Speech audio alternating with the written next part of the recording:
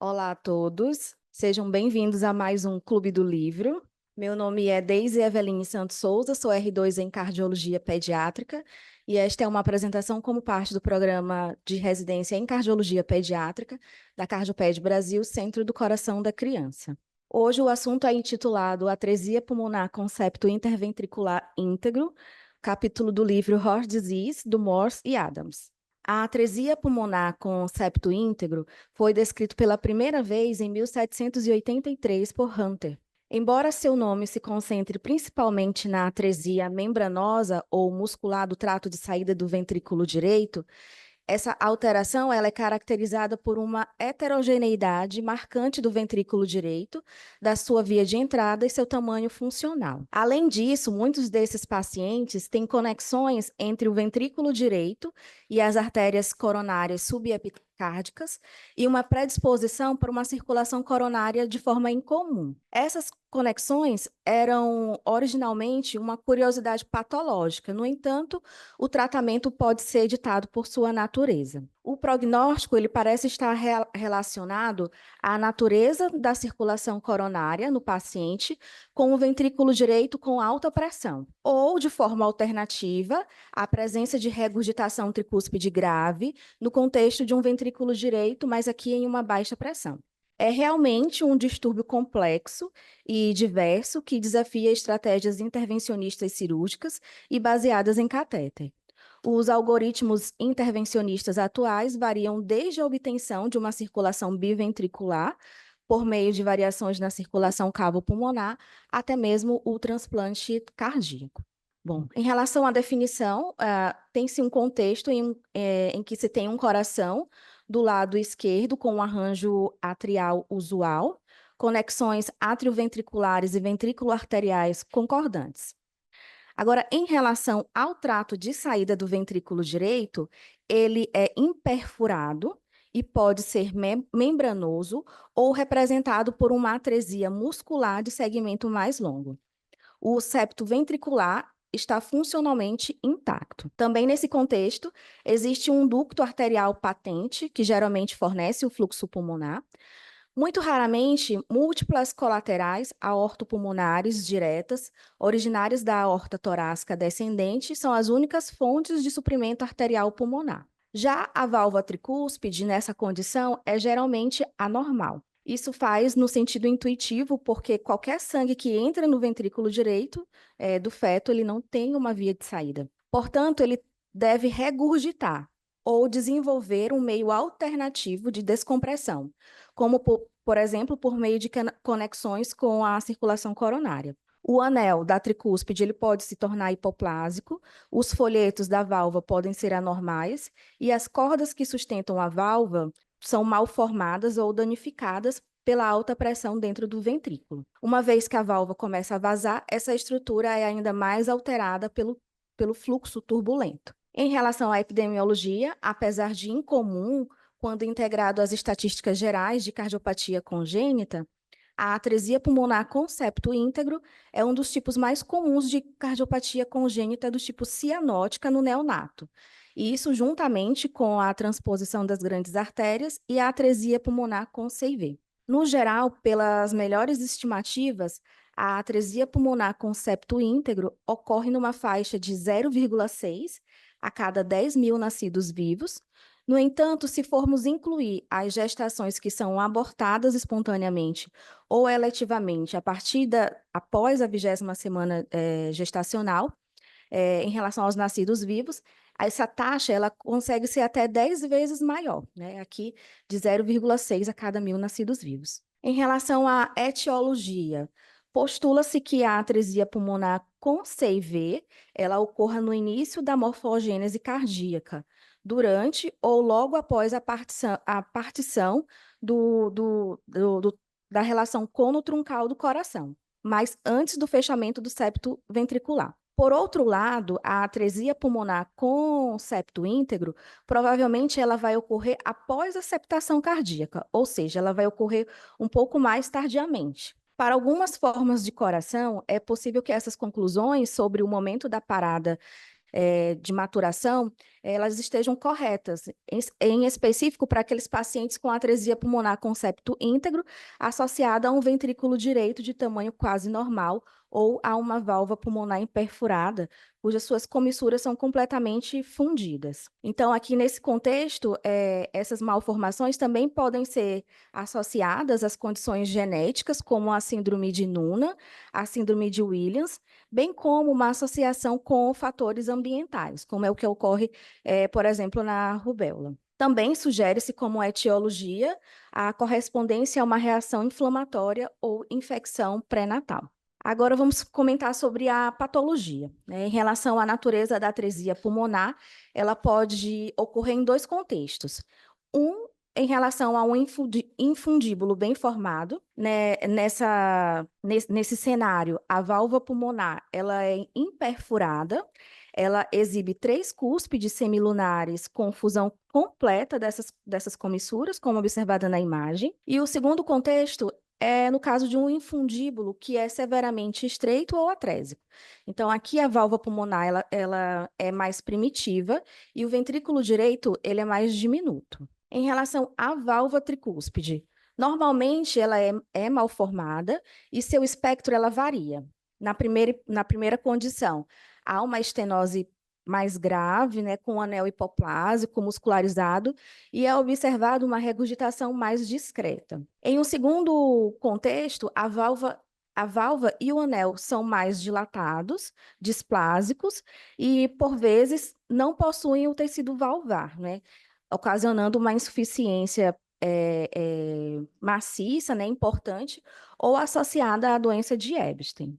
O ventrículo, por sua vez, pode ser ou particularmente bem formado, com todos os seus 3 componentes, ou seja, apresenta a via de entrada, a região trabecular e a via de saída, ou ele pode ser extremamente subdesenvolvido e aparentemente limitado, com apenas a via de entrada.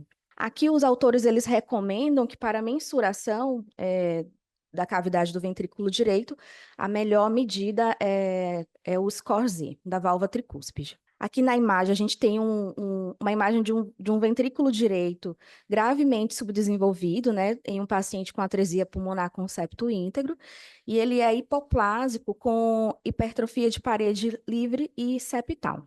Em relação à válvula tricúspide, as principais alterações que podem ser observadas são o encurtamento e o espessamento das cordoalhas, alterações mixomatosas nesses folhetos valvares, afinamento das margens livres da válvula com cordoalhas anômalas e finas, e um músculo papilar anormal, que inclui uma configuração da válvula em paraquedas, quando associado à válvula tricúspide de forma hipoplásica. A válvula pulmonar, ela geralmente vai ser atrésica, mas ela pode ter um orifício virtual, né, pontiforme. O tronco e os ramos geralmente serão bem desenvolvidos, e as artérias pulmonares quase sempre são confluentes e o fluxo pulmonar é mantido pelo canal arterial. Em relação à circulação coronariana, ventrículo direito dependente, ela é observada com mais frequência quando é ausente a conexão aortocoronariana, em casos de estenose ou interrupção da artéria coronária, ou na presença de grandes fístulas coronário-camerais. Essas fístulas coronário-camerais, elas se caracterizam por uma grande fístula que vai da artéria coronária direita ou esquerda até a cavidade do ventrículo direito. A válvula mitral, geralmente, ela é normal, as anomalias relacionadas são bem isoladas, né, como, por exemplo, a presença de um cleft ou de uma válvula mitral com 2 orifícios. Outras anomalias cardíacas encontradas são a isquemia, fibrose, infarto, aspectos de miocárdio esponjoso, a fibroelastose ou um ventrículo de parede mais fina. Aqui é uma classificação que é utilizada, principalmente relacionada ao eco fetal, ao eco fetal do recém-nascido. Essa classificação, no tipo 1, tem-se a atresia pulmonar, percebe-se a presença da porção de entrada do ventrículo direito, a sua porção trabecular e a porção de infundíbulo, e tem-se a ausência de comunicações ventrículo e artéria coronárias. Já no tipo B, Tem-se a atresia pulmonar com a ausência da porção trabecular do ventrículo direito, tem-se a presença da porção de entrada, a porção de infundíbulo, mas a cavidade ela vai ser pequena. E o tipo C tem-se a atresia, né? A ausência de porção trabecular do ventrículo direito e a presença do infundíbulo, e apenas uma pequena porção de entrada. Em relação às características clínicas, né? Os recém-nascidos com atresia pulmonar e septo íntegro, eles tornam-se cianóticos e hipoxêmicos, coincidentes com o fechamento funcional e anatômico do canal arterial. Em pacientes raros, no quais a comunicação interatrial é restritiva, o débito cardíaco também pode ser afetado pela restrição do shunt, que é obrigatório da direita para a esquerda. Aqui os bebês, eles nascem termo, a cianose geralmente é aparente logo nas primeiras horas pós-nascimento e ela é do tipo progressiva. A dispneia não chama tanto atenção se ela não for acompanhada de acidose, de um débito cardíaco reduzido ou de hipoplasia pulmonar. Nesse contexto aqui, a taquipneia é o que chama mais atenção. Em relação à ausculta cardíaca, a primeira bulha é normal e a segunda, geralmente, ela é única. O sopro, ele é geralmente ausente, mas um sopro sistólico, geralmente, ele é audível, quando audível, ele é audível na borda external inferior esquerda, consistente com uma regurgitação tricúspide. E em bebês com regurgitação tricúspide, mas num contexto mais grave, o sopro de regurgitação tricúspide, ele chama a atenção porque ele é geralmente associado a frêmito, né? E um ronco, né, diastólico tricúspide pode ser audível. Na radiografia de tórax, a área cardíaca pode apresentar-se aumentada, mas aí nesse contexto é difícil definir o parênquima pulmonar, né, para avaliar todas as marcações pulmonares. E também ele pode ocupar toda a cavidade torácica. Tem-se essa tabela, né, que foi demonstrada, que é presente no livro do Morse. Ele coloca situações em que se faz diagnóstico radiológico diferencial de cardiomegalia, né, extremas no recém-nascido. E aí, nesse contexto, podem ocorrer a atresia pulmonar associada à anomalia de Ebstein, a anomalia pulmonar funcional, também associada a Ebstein, a atresia aórtica com discordância das válvulas atrioventriculares e regurgitação grave da válvula AV esquerda, e na atresia aórtica funcional com discordância, né, atrioventricular e regurgitação grave associado também a teratoma intrapericárdico. No eletrocardiograma, esses pacientes possuem um ritmo sinusal, um eixo de QRS entre mais 30 e mais 90, percebe-se escassez de forças ventriculares direitas e uma dominância de ventrículo esquerdo ou de hipertrofia de ventrículo esquerdo, sobrecarga de átrio direito e anormalidades de segmento ST relacionados à isquemia subendocárdica. Os diagnósticos diferenciais são feitos com atresia tricúspide, com CIV, com atresia tricúspide e dupla via de entrada do ventrículo esquerdo. O ecocardiograma, ele frequentemente é associado a uma angiotomografia de tórax, isso porque somente o ecocardiograma, ele tem uma sensibilidade mais baixa para identificar extensões com conexões ventrículo-coronarianas, né? O ecocardiograma, ele tem como maior importância avaliar nesse contexto o septo interatrial, a válvula tricúspide, o tamanho e o volume do ventrículo direito. O tamanho do ventrículo direito, geralmente, ele vai ser mais proporcional à dimensão do anel tricúspide, e isso pode ser obtido principalmente por incidências no plano subcostal e no plano subcostal. Aqui tem-se imagens, né, de ecocardiografia, em que se mostra a topografia do ventrículo, do septo interventricular, né, em relação à via de saída do ventrículo esquerdo. Em A é mostrado em uma vista parasternal eixo longo e em B em uma vista apical 4 câmaras. Então, no ecocardiograma pode acontecer a atresia pulmonar do tipo anatômico e do tipo funcional. Então, é importante fazer essa distinção, né?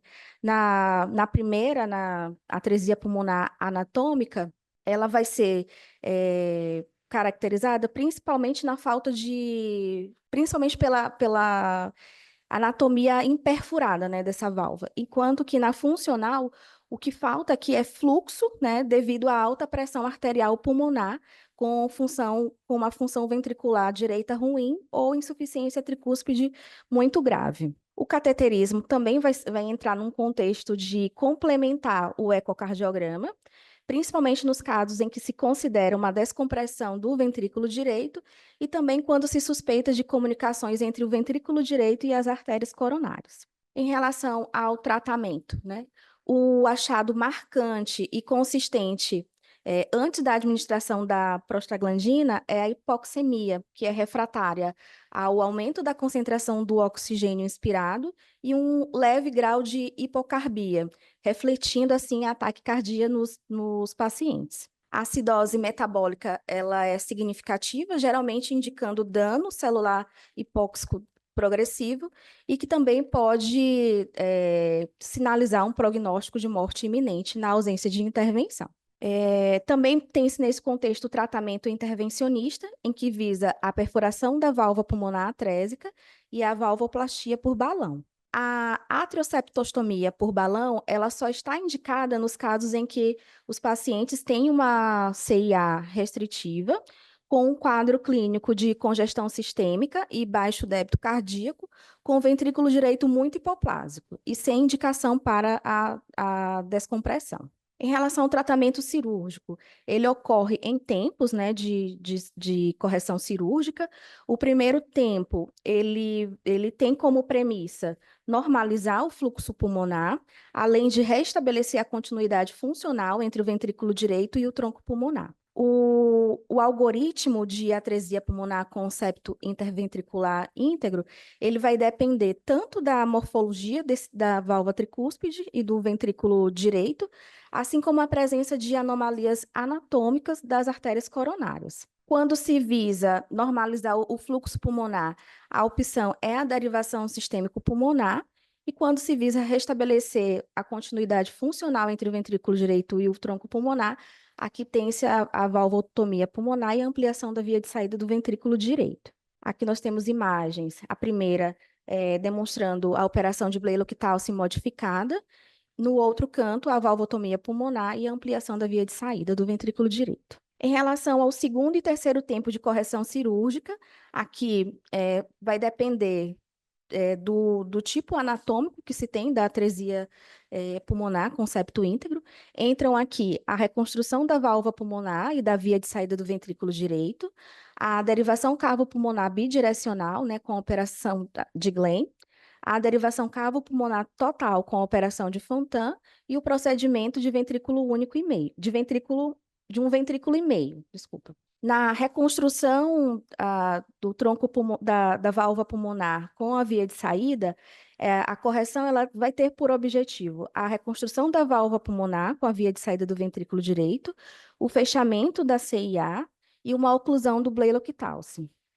Já na cirurgia de Glenn, ela vai ser indicada para os pacientes que são submetidos a procedimentos cirúrgicos paliativos e que não apresentam um crescimento do ventrículo direito. Já a operação de Fontan, a avaliação hemodinâmica pré-operatória, ela é de muita utilidade, né, para analisar as pressões da árvore pulmonar e estudar a circulação colateral venosa e arterial antes mesmo da cirurgia. Em relação aos procedimentos do tipo ventrículo único e meio, aqui é feita uma cirurgia de cavo pulmonar bidirecional associada a uma conexão do ventrículo disfuncional para o tronco pulmonar, mais o fechamento do septo atrial.